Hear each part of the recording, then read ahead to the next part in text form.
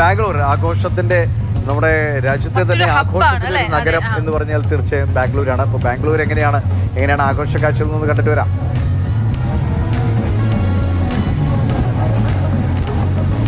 പുതുവർഷത്തെ വരവേൽക്കാൻ ഒരുങ്ങുകയാണ് ബംഗളൂരു നഗരം. ബ്രിഗേഡ് റോഡ്, അതുപോലെ തന്നെ കോറമംഗല, മാൾ ഓഫ് ഏഷ്യ തുടങ്ങി ഒരുപാട് സ്ഥലങ്ങളിൽ നിരവധി ആളുകൾ തടിച്ചുകൂടുന്നുണ്ട്. 10 ലക്ഷത്തോളം ആളുകൾ പുറമേ നിന്ന് ഇവിടേക്ക് ഈ ന്യൂ ഇയർ ആഘോഷങ്ങൾക്ക് വേണ്ടി ഇവിടെ എത്തുമെന്നുള്ളതാണ് പ്രതീക്ഷിക്കുന്നത്. നാട്ടിൽ നിന്നുൾപ്പെടെ, കേരളത്തിൽ നിന്നുൾപ്പെടെ നിരവധി ആളുകൾ ഇവിടേക്ക് എത്തിയിട്ടുണ്ട്. ഏതായാലും വലിയ സുരക്ഷ ന്യൂ ഇയറുമായി ബന്ധപ്പെട്ട്, ന്യൂ ഇയർ ആഘോഷങ്ങളുമായി ബന്ധപ്പെട്ട് ബംഗളൂരു നഗരത്തിൽ ഏർപ്പെടുത്തിയിട്ടുണ്ട്. 20,000-ഓളം പോലീസുകാരാണ് ഈ സുരക്ഷയ്ക്കായിട്ട് ഇവിടെ ഉള്ളത്. അതുപോലെ മറ്റ് അനിഷ്ട സംഭവങ്ങൾ ഒഴിവാക്കാൻ പൂർണ്ണ സമയം CCTV ക്യാമറകളുടെ സാന്നിധ്യം ഉണ്ട്. ഏതായാലും എവിടുന്നാ പറഞ്ഞേ? മലപ്പുറം, തിരൂർ. എല്ലാ വർഷവും വരാറുണ്ടോ? അത് ആദ്യമായിട്ടാണോ? ഇല്ല, ആദ്യമായിട്ടോ. ഇവിടെ ഫസ്റ്റ് ടൈമാ. എങ്ങനെയുണ്ട് വൈബ്? എങ്ങനെയുണ്ട്? അടിപൊളിയാണ്, സൂപ്പറാ. എന്താ മൊത്തത്തിലൊരു കണ്ടിട്ട് കളറാണോ? അടിപൊളിയാണ്, കളറാണ്, സൂപ്പറാ. ആദ്യമായിട്ടാണോ ന്യൂ ഇയറിന് ഇവിടെ വരുന്നത്?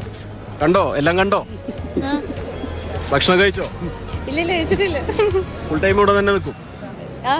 എല്ലാവരും മലപ്പുറത്താണോ?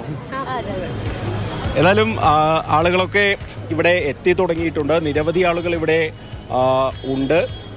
കേരളത്തിൽ നിന്നുൾപ്പെടെ നിരവധി ആളുകളാണ് ഈ പുതുവത്സരാഘോഷത്തിൻ്റെ ഭാഗമാകാൻ ഇവിടേക്ക് എത്തിയിരിക്കുന്നത്. രാത്രി 12 മണി 1 മണി വരെ ആളുകളെ ഇവിടെ അനുവദിക്കും. എല്ലാ സ്ഥലങ്ങളിലും CCTV ക്യാമറകളുണ്ട്.